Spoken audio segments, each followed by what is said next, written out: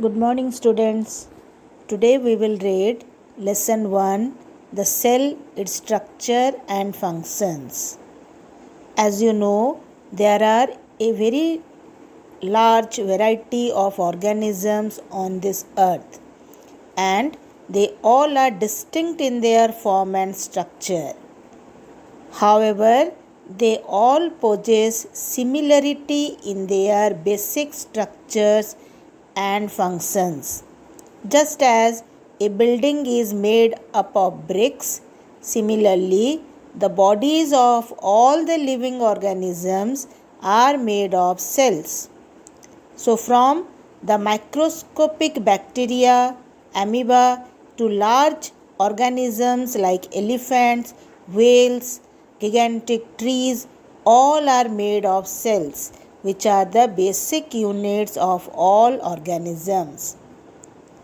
The cell is regarded as the basic structural as well as functional unit of all living organisms. So, in this chapter, we will study about the variety in the shape, size, structure, and functions of the cells of different organisms. So, let us first study about the discovery of the cell. The cells, as they are very small, they are the structural and functional unit of all the living beings. They remain undiscovered for a long time because the majority of the cells are too small to be seen by the naked eyes. So it was only after the discovery of the microscope the cell was discovered. It was first observed by Robert Hooke in 1665. He observed thin slices of cork through his self-designed microscope. He observed that they had honeycomb-like structures consisting of little compartments. So in Latin word, cell means a little room. It was later explained that these compartments were actually dead cells bounded by a cell wall. So students, as you know that all living organisms are made up of cells, the cells have the same basic structure, but they are different with respect to their number, shape, and size in different living organisms.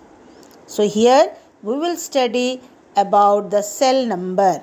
So according to the number of cells, all the organisms are classified into two categories. Number 1, unicellular. Here uni means one, cellular means cell. It means organisms which consist of a single cell are known as unicellular organisms. Example, Euglena, amoeba, paramecium. So all these organisms, they are not visible by our naked eyes.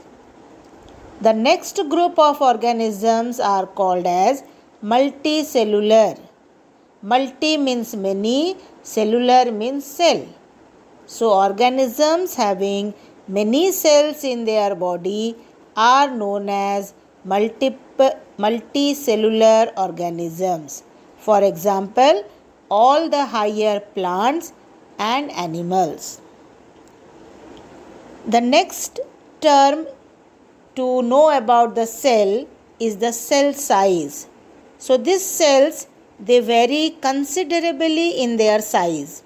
So the smallest cell, PPLO, Pleuropneumonia-like organism, also called mycoplasma, is about 0.1 micron in diameter.